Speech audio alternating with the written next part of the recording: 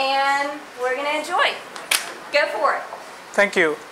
So my name is Abhishek and I'm new in Lakeland. I lived in Jacksonville before, so the story happens over there. I'm an industrial engineer, work with data every day, lots of dry stuff, very left-brained. And I've also been a bicycle advocate. Like, I advocate bicycles for transportation. I did that for a bunch of years.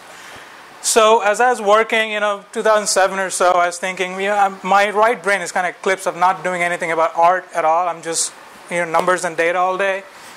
So I bought a camera and I started taking some pictures because it's really easy to get into, and it's, art, you can call it. So I started taking a lot of pictures, and it was like a big bulky camera. I did not really take it with me everywhere till I got an iPhone, and then I had that phone on me all the time. It took pictures and I was taking a lot of pictures. But the iPhone took a lot of video too, and I started doing small little snippets of video, and that was really interesting. It was very fresh. It was kind of different for me. And I started putting them up on Vimeo, and I did little vignettes. Vimeo's got a bunch of little things that you can do. I was really getting into it. So I was doing this bicycle advocacy, I was really getting into the video, and I was kind of enjoying my venture into the art world till Bike Month came up. And May is usually Bike Month, and Jacksonville was going to do some stuff, and my friends were getting ready to promote a lot of events going on to get people knowing. And we wanted to promote these events in a way that was not conventional. We didn't want to tell people, come do this. We wanted to show people something cool and then give them a pointer in the end, and maybe they'd like to do that. So a lot of my friends are photographers, and this is Katie Smith. She and I came up with this idea of doing this video of a girl in a pretty dress riding a fancy bike to a bar, and just kind of showing people you can do that in regular clothes. And we wanted to shoot it noir style. So it was just going to be a small little video, and then we got thinking about the noir aspects of it. And we really got thinking about it because it's got the mystery and the suspense, and you got ambiguous characters. You don't really know who's doing what. We just didn't want to show this one girl doing this thing. We wanted to add some suspense to it.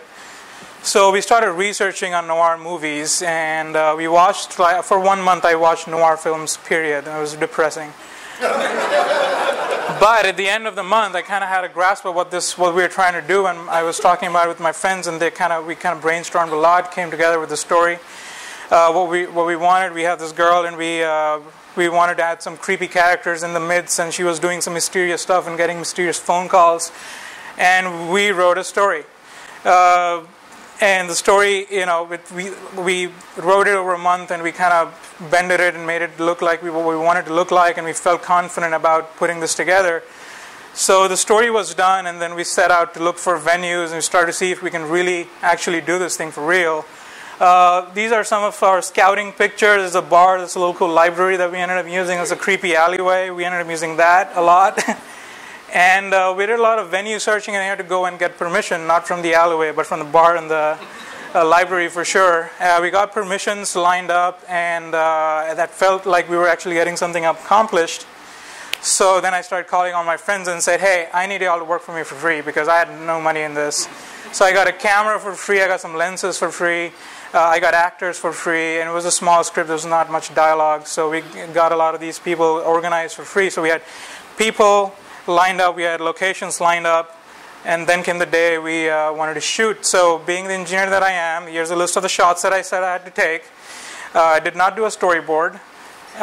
Should have done that. So we had 34 shots total. That is what we wanted to do. And that's the day of shoots, 22nd February. So we go out, and I'm like, all right, I have everything planned. Let's start shooting. I was the director, cinematographer, editor, caterer, everything. So we started shooting what we thought would take 4 hours on one day. It ended up taking 7 hours, and we only got half the stuff done. So we came back the second day, and we started shooting more. After about 60 scenes, instead of the 34 that we thought, and 2 more days of 7 hours of total shooting, we had it done. We had enough scenes that we kind of worked together. So took the scenes home, threw them into iMovie in my cheap little Mac, and put the scenes together, and the movie started looking pretty decent until I started listening to it as a whole, and the sound was just horrible, and that's something that I completely overlooked. Sound design was so new to me that I had to do the whole complete research get phones ringing, just road noises that didn't have a lot of wind noise in it. So started really researching into a lot of sound, stumbled across freesounds.org, great resource for that stuff. Had the sounds done, had the movie done, all that was set. We shipped it off to the musician.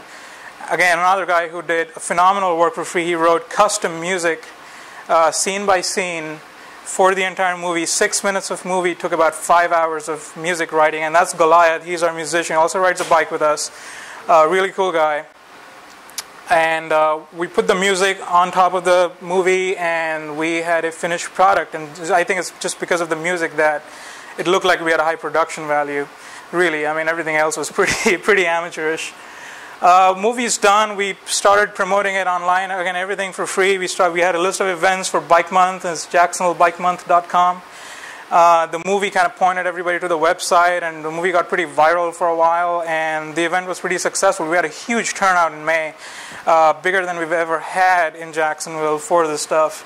And one of the cool byproducts was Copenhagen Cycle Chic picked up the movie and promoted it for us. And that website, if you don't know about it, they're a fashion blog meet bicycle blog. So that was a huge compliment coming from that they picked up the movie for us. So all in all, that was the movie. That was our journey in putting the movie together. And I think at the end of the day, it felt like I had done some sort of a venture into my right brain, kind of got the two sides to work together, make a product that was not crap, at least. And that's me finding my right brain.